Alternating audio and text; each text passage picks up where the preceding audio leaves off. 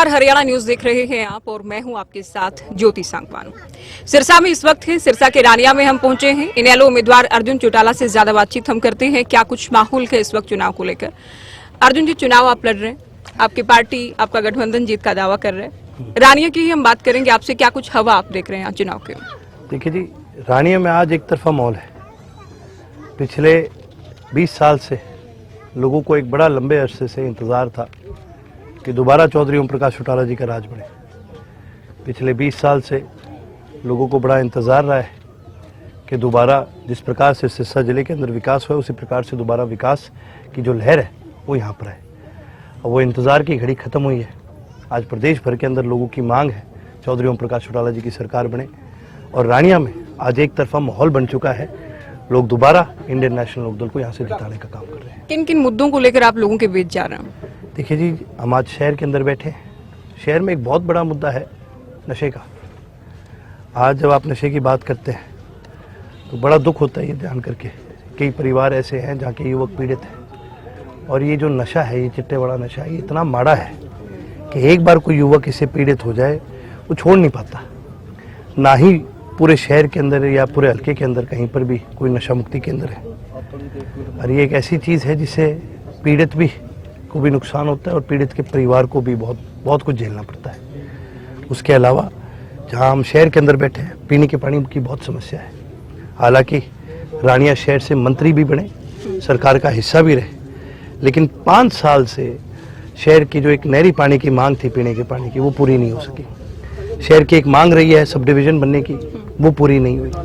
शहर की एक मांग रही है कि एक डिवाइडर है शहर के बीच में से, आपने देखा होगा, तो वो टूटा पड़ा है। और 5 साल में सरकार इतना जोर नहीं लगा सकी कि उस डिवाइडर को पूरा बनाने का काम करें। आज हम कुचिया मोहल्ले में बैठे हैं। आप देख सकते हैं मोहल्ले में चारों तरफ डेवलपमेंट के नाम पर वोट यहाँ सबके बने हुए हैं। ऐसा कोई भी आपको यहाँ नहीं मिलेगा जो वोटर नहीं है। लेकिन वोट के मौके पे तो सारे आए हैं। लेकिन दिक्कत की बात यह है कि उसके बाद कोई नहीं आया। यहाँ पर पीने के पानी की बड़ी समस्या है, यहाँ पर सड़क की बड़ी समस्या है। और उसकी वजह से सभी परिवार में यहाँ पर जितने हैं कहीं बीमारी का शिकार हो जाते हैं, किसी और फैसिलिटी की वजह से ये पीड़ित हो जाते हैं। तो इन समस्याओं को लेकर आपके पास क्या रोड मैप है? इसका बड़ा सिंपल रोड मैप है जी, ईमानदारी से काम करो। जब आप सरकार के अंदर होते हो, ये सभी तमाम चीज़ें, ये बनवाना, ये डेवलपमेंट लेके आना, ये आपके हाथ में होता है। शर्त ये है कि आपको उसके लिए मेहनत करनी पड़ेगी, आपको घूमना पड़ेगा, आपको जाना पड़ेगा, आपको लोगों से मिलना पड़ेगा।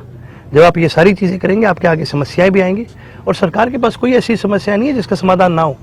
सरकार के पास हर समस्या का समाधान है। शर्त यह है कि नियत से आपको काम करना पड़ेगा। आपने कहा कि पिछली बार यहाँ से जो चुनकर गए इंडिपेंडेंट मंत्री भी रहे, सरकार में काम नहीं करवाया, इस बार भी इंडिपेंडेंट ही मैदान में है, तो दादा पोता में किस तरह की फाइट यहाँ के लोग देख रहे हैं? देखिए जी, आप इसको कोई दादा पोते की फाइट ना समझिएगा। हमारी लड़ाई कोई कांग्रेस से, कोई बीजेपी से या इनसे हम लड़ने के लिए नहीं आए हैं। हम यहाँ जीतने के लिए आए हैं। हम जननायक चौधरी देवीलाल के विचारधारा के लोग हैं। हम विकास के लिए आए हैं, हम जन सेवा के लिए आए हैं। ना हमने किसी से लड़ना, क्या करेंगे लड़के? हम जनता के लिए काम करने के लिए आए हैं और काम करेंगे। लेकिन जननायक ताऊ देवीलाल की विरासत को लेकर सबकी दावेदारी है। चौधरी रणजीत सिंह भी दावा करते हैं, जेजेपी भी दावा करती है। तो आप ये उम्मीद कर रहे हैं कि रानिया की जनकर आपको ही आशीर्वाद देने वाली है, आप पर ही भरोसा करने वाली है?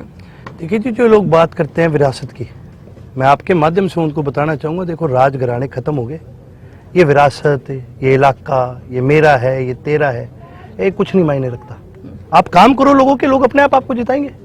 बड़े चोई साहब की आपको विरासत बताऊं क्या है? उनकी विचारधारा है। बड़े चोई साहब की विरासत हरियाणा के किसान में, हरियाणा के मजदूर में बसती है। आप अगर उनके काम ही नहीं कर सकते तो कोई भी, फिर चाहे वो मैं क्यों ना हूँ, अगर काम नहीं कर सकते, उनकी विचारधारा पर नहीं चल सकते, तो कोई भी उनकी विरासत का कहने का हकदार नहीं है। जो काम करेगा, जो जनता के साथ रहेगा, वही उनकी असली विरासत को आगे। जेजेपी ने भी समर्थन दिया है रणजीत सिंह को। जेजेपी वालों के थोड़ी, साथ में चंद्रशेखर भी, दलित वोट को भी ले जाने का प्रयास है। देखिए प्रयास है, लेकिन एएसपी का यहाँ पर कोई बेस नहीं है। रही बात जेजेपी की, तो ये एक आप यूँ मानो बड़ी छोटी पिक्चर थी, आई और गई। अब इनके राजनीतिक मायने खत्म हो चुके हैं। अब इनको तकलीफ तो इस बात की है कि भाई दिग्विजय हार रहे, दुष्यंत हार रहे, अर्जुन कैसे जीत जाए। पर अर्जुन को सबका प्रेम और प्यार है, अर्जुन सबके साथ। ये कह रहे इस बार भी किंग मेकर तो हम ही रहेंगे, चाबी हमारे पास है सत्ता के। इनकी चाबी फेल होगी। आज ये जो ये किंग मेकर की बात करते हैं, ये अगर अपनी जमानत भी बचा लें, यही बहुत बड़ी बात है। ना ही इनका कहीं आज के दिन राजनीतिक मायने बचे हैं।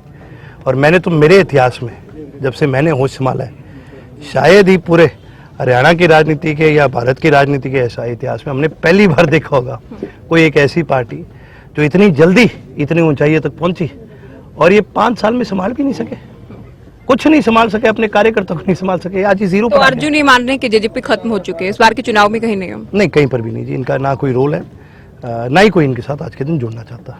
इनके तो यहाँ, या आपको लगता है इन्होंने समर्थन दिया चौधरी रणजीत सिंह जी को? मैं आपको बताता हूँ, ये बहुत घूमे थे कैंडिडेट ढूंढने के लिए, लोगों ने टिकट वापस कर दी इनकी, कोई नहीं जुड़ना चाहता इनके साथ। लेकिन आप लोगों को जिस तरह से एचएलपी के साथ आप लोग आए हैं, एचएलपी नेता आप लोगों की कैंपेनिंग में भी साथ आ रहे हैं, बिल्कुल। कितनी मजबूती मिल रही है यहाँ पर? देखिए जी, बहुत बड़ी मजबूती है।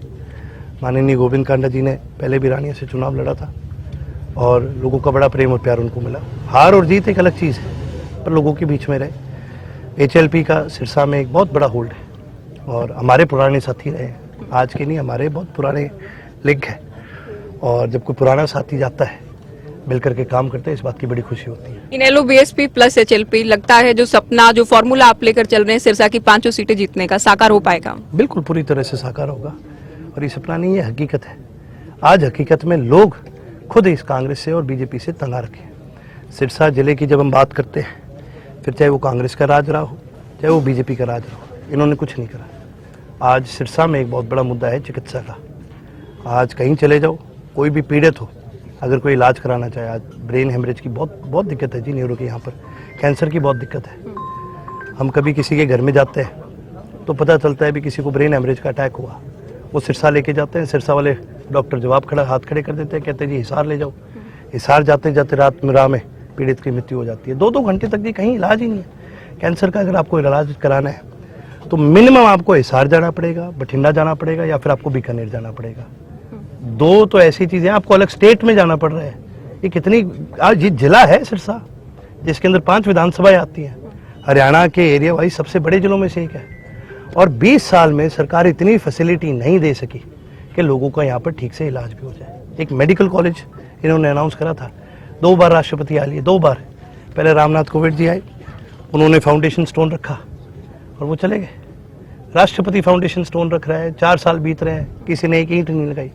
दूसरे राष्ट्रपति बन गए, वो आए, द्रौपदी मुर्मू जी आई, उन्होंने फाउंडेशन स्टोन रखा, वो भी रख के चले गए। और फिर किसी ने कोई काम नहीं करा, उनका टर्म भी खत्म हो जाएगा। पता नहीं कोई तीसरा राष्ट्रपति आएगा, हम तीसरे राष्ट्रपति के लिए हम वेट नहीं करेंगे। ये सरकार आती एक बड़ी प्राथमिकता है, हम इस मेडिकल कॉलेज को हम बनवाने का काम करेंगे। कांग्रेस की स्थिति को कैसे देखते हैं? और आपकी सीट पर बात करें, कांग्रेस के उम्मीदवार को आप कैसे देख रहे हैं? दावा वो भी जीत का कर रहे हैं। देखिए, जीत का दावा सारे करेंगे, पर इसका मतलब ये नहीं जीत सबकी है। जीतने के लिए आपको लोगों के बीच में रहना पड़ता है। जो कांग्रेस के कैंडिडेट है, भले ही उनका गांव रानिया का हो, पर वो है तो नहीं रानिया के, वो बाहर रहे हमेशा। आज उनको यहाँ की पीड़ित किसी की आज हालात ही नहीं पता। जैसे कि मैंने कहा, चाहे आप हेल्थ केयर के मुद्दे हों या कोई, उनको आज इस चीज़ का ज्ञान ही नहीं। और कांग्रेस से कोई राजी नहीं है यहाँ पर जी। कांग्रेस का भी 10 साल लोगों ने राज देखा है, कांग्रेस की यहाँ पर कोई होल्ड नहीं है। कांग्रेस लगा, आज तक कांग्रेस जीती नहीं कभी जी इस इलाके से। उसका कारण है, ना ही हमारी किसी की भी कांग्रेस से विचारधारा मिलती है। लेकिन लोकसभा में जो जीत हासिल की वो तो सभी हलकों में रही है, सभी हलकों में लीड मिली कांग्रेस। लोकसभा एक बहुत अलग मुद्दा है। लोकसभा में मुद्दा, अगर आपको पता हो, आपको तो ध्यान में ही है, कॉन्स्टिट्यूशन एक बहुत बड़ा मुद्दा था। देश का कॉन्स्टिट्यूशन, डॉक्टर साहब भीमराव अंबेडकर जी का बनाया हुआ कॉन्स्टिट्यूशन खतरे में था। लोगों ने एक फैसला लिया कि भी क्या हम एक तानाशाह सरकार को जिताएंगे या फिर उस तानाशाह सरकार को हराएंगे। लोगों ने कांग्रेस को वोट नहीं दिया, लोगों ने बीजेपी को हराने के लिए वोट दिया। अभय से भी हम बात कर रहे थे, अभय सिंह चौटाला भी कह रहे हैं हंग असेंबली हरियाणा में आने वाली है। तो लोगों के जहन में सवाल ये है, क्या फिर कांग्रेस के साथ जाएंगे या फिर बीजेपी के साथ जाएंगे? हम किसी के साथ नहीं जाएंगे। सरकार कैसे बनेगी? आपका क्या आंकड़ा और अनुमान है हरियाणा में बड़ा सिंपल पार्टी और गठबंधन की सीटों को लेकर? जिसको आना है हमारे पास आएगा। ये जो कांग्रेस वाले बार बार ये बात कहते हैं ना, मैं आपको दिखा दूंगा 8 तारीख के बाद। यही कांग्रेस के जितने मंत्री है, ये जितने बोलने वाले हैं, ये सभी चौधरी अभय सिंह जी के घर पर में आपको मिलेंगे और ये सब उनके हाथ जोड़ के कह रहे होंगे कि जी आप हमारे साथ आइए। ये फैसला हमारा रहेगा, हम किसके साथ जाएंगे, हम किसको समर्थन देंगे। कितनी सच्चाई है या केवल एक नैरेटिव है कि कांग्रेस के अलावा कहीं भी वोट करना, बीजेपी को वोट करना? देखिए, ये वही लोग कह रहे हैं जिनको पता है कि काम से, विकास के नाम पर आपको वोट नहीं मिल सकते। ये जो लोग इस प्रकार की बात कर रहे हैं, अरे कांग्रेस वाले कर रहे हैं, भूपेंद्र सिंह हुड्डा करता है, ये बड़ी खुली बात है। मैं आपके माध्यम से पूछना चाहूँगा, एक राष्ट्रीय पार्टी को आप कितना बड़ा मानते हैं? बहुत बड़ा मानते होंगे। कभी आपने सुना कि राष्ट्रीय पार्टी के पास एमएलएस पूरे हैं? एक राष्ट्रीय पार्टी के पास जो इंडिपेंडेंट है उनका सपोर्ट है, जो मेरे दो भाई हैं इनका भी सपोर्ट था इनके पास, फिर भी ये राज्यसभा के चुनाव में इन्होंने कैंडिडेट नहीं खड़ा करा, सीधा वॉक ओवर जो है वो बीजेपी को मिला। बीजेपी ने अपना एमपी बढ़ाया राज्यसभा का। आपके अंदर क्या इतनी भी क्षमता नहीं है या आपका भरोसा अपनी पार्टी में इतना भी नहीं है कि आप एक कैंडिडेट खड़ा करो? किसने जिताया बीजेपी के राज्यसभा सांसद को? मैंने तो नहीं जिताया, भाई साहब ने तो नहीं जिताया, किसी ने नहीं जिताया, कांग्रेस ने जिताया। और ये पहली बार नहीं हुआ। 2014 और 19 के बीच में आनंद साहब को 2016 में आनंद साहब राज्यसभा के कैंडिडेट थे, कांग्रेस के कैंडिडेट थे, हमने वोट किया उनको, समर्थित थे, हम कांग्रेस के समर्थित थे, हमने वोट किया उनको। किसने वोट नहीं किया? कांग्रेस ने वोट नहीं किया। फायदा किसको मिला? बीजेपी को मिला। सबसे बड़ा बीजेपी का आज हितैषी अगर कोई है तो भूपेंद्र सिंह हुड्डा है। आज आप कांग्रेस की टिकटों की वितरण की अगर बात देखें तो जिस तरीके से इन्होंने टिकट बांटी है, साफ दिखता है कि इन्होंने बीजेपी को फायदा दिलाया है।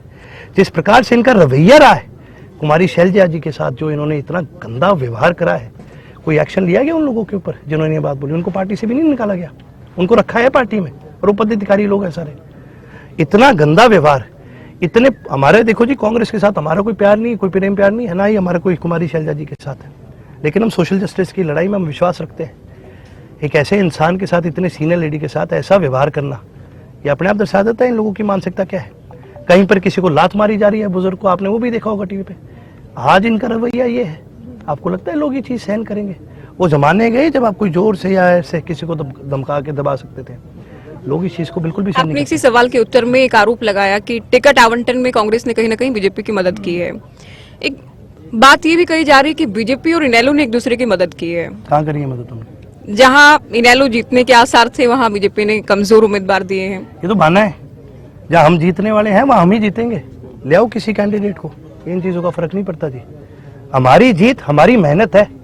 ये तो वो वाली बात होगी, वो कहानी सुनी है आपने, वो एक लोमड़ी थी और उसको अंगूर दिख रहे थे पर उसे पहुंचा नहीं गया अंगूर तक, तो लोमड़ी ने कह दिया अंगूर खट्टे हैं। तो इनके लिए तो वही बात होगी जी, अंगूर खट्टे हैं, ये जीत नहीं सकते, तो ये बहाना क्या मारेंगे कि जी बीजेपी इनकी मदद कर रही है। हमें ना किसी की मदद की जरूरत है, ना हमें किसी के समर्थन की जरूरत। अच्छा, एक बार फिर से रानिया पर आते हैं। दादा रणजीत सिंह से मुकाबला मान रहे हैं नहीं, या कांग्रेस के सौमित्र कंबोज से जैसे मुकाबला मान रहे हैं? हमारा किसी से मुकाबला नहीं है, हमारे कोई दुश्मन कोई थोड़ी। दूसरे नंबर की लड़ाई भी लड़ रहा होगा ना ये आपके दूसरे बाद? नंबर पे जिनको लड़ना है लड़ लेंगे आपस में, हम जीतने के लिए आए हैं। जिस दिन आप अपने विरोधी को ये मान ले कि वो आपके टक्कर में, आप आधा चुनाव तो तभी हार जाते हैं। हमें किसी से टक्कर नहीं लेनी। तो अर्जुन ये मान रहे हैं कि एक तरफा है माहौल। आज रानिया में, सिरसा जिले में एक तरफा माहौल।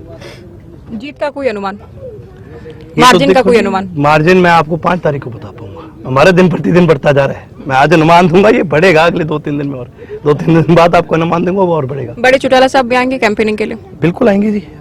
उनकी हेल्थ एक बहुत बड़ी हमारे लिए प्रायोरिटी है। जैसे उनकी हेल्थ अलाउ करेगी।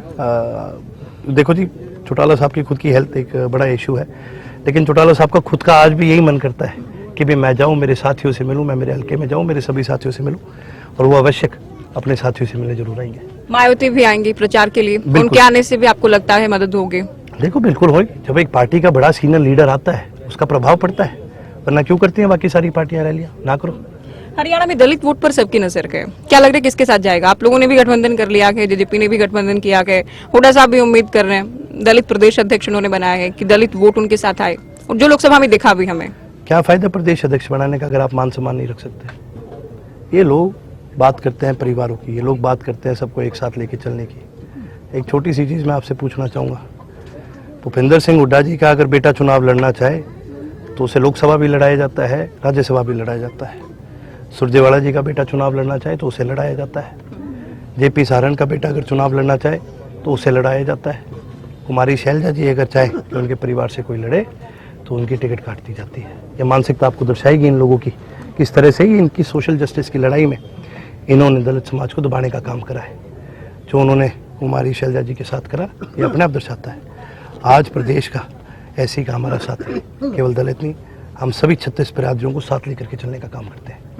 चलो, बहुत शुक्रिया बातचीत के लिए। बहुत अर्जुन चौटाला को आप सुन रहे थे, इनका कहना है रानिया से जीत हासिल करने वाले हैं और गठबंधन की सरकार हरियाणा में बनने वाले हैं।